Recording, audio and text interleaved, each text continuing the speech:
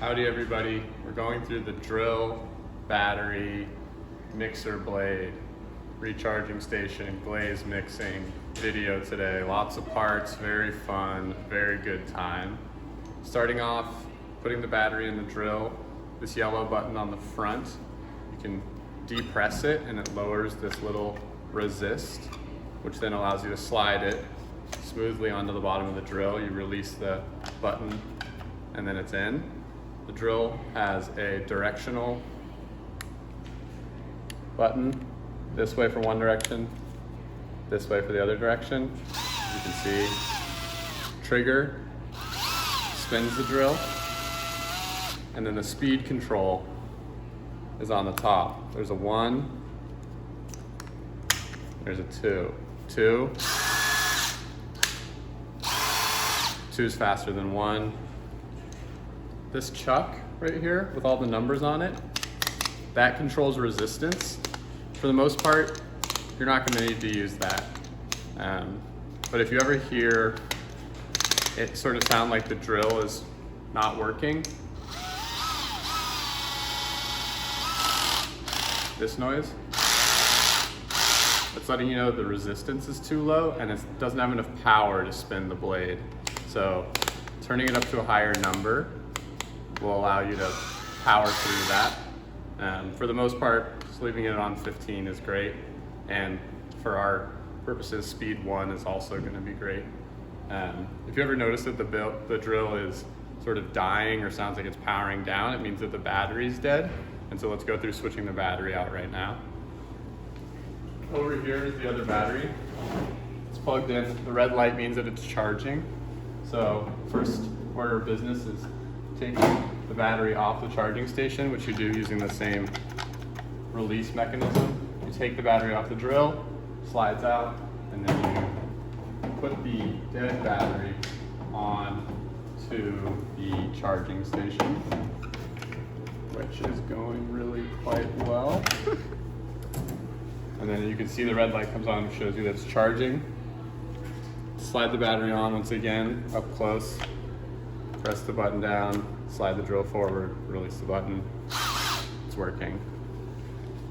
The reason that this drill and this mixer exist is because, as some people have noticed, the glazes have a tendency to settle over time. They're, a soup of a bunch of different chemicals. Some of them are heavier than others, and when they settle to the bottom, they can be really difficult to put back into suspension again just using the hand whisks.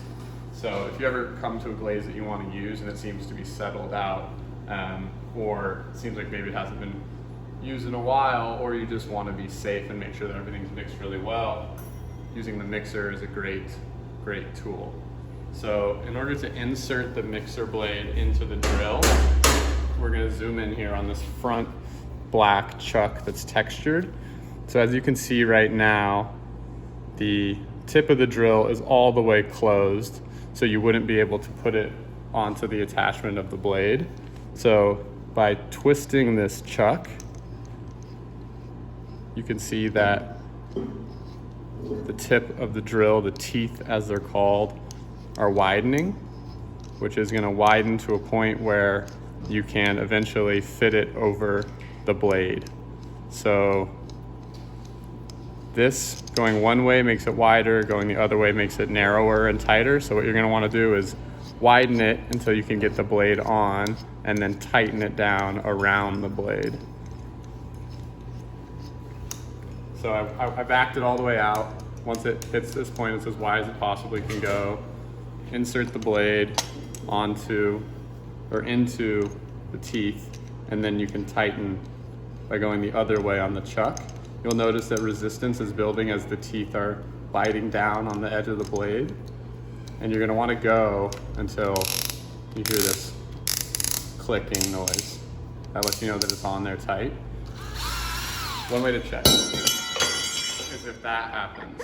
So that way it lets you know that it's not on there tight. So if that happens, back it out wide, blade in, and then you tighten. And one thing that I did last time that I'm not going to do this time is tighten until the clicking is done. I stopped in sort of the middle of the clicking last time, but this time go all the way to the end. And then you know it's tight. No more clicks, can't go any further. Doesn't drop out. Now we'll move to the mixer. Whichever glaze you want. Lizzie, choose the glaze.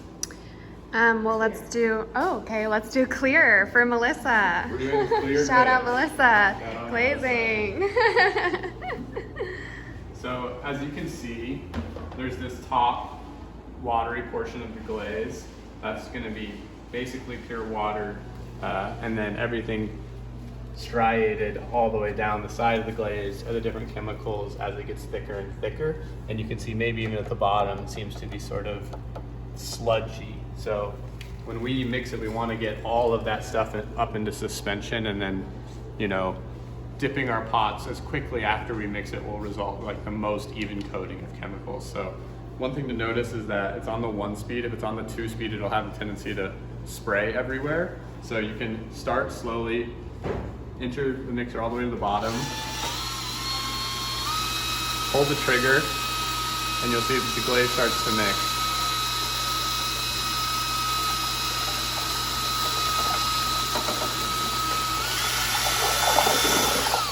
You can see as it speeds up, it gets a little messy. So you're going to want to stay in some sort of speed range where nothing is splashing over the sides. And how do you control that? The speed can be controlled by how depressed the trigger is. The further you squeeze it, the faster it goes. So make sure that it gets a nice good mixture. I would recommend at least a minute or so.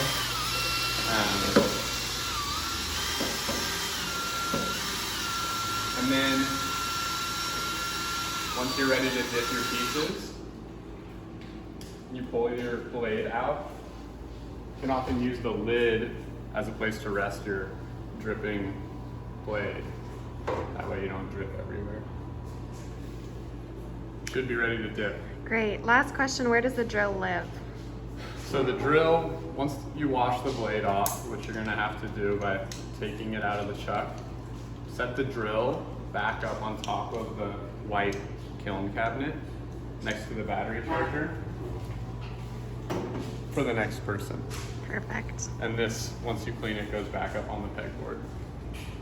Thank you. Thanks for watching.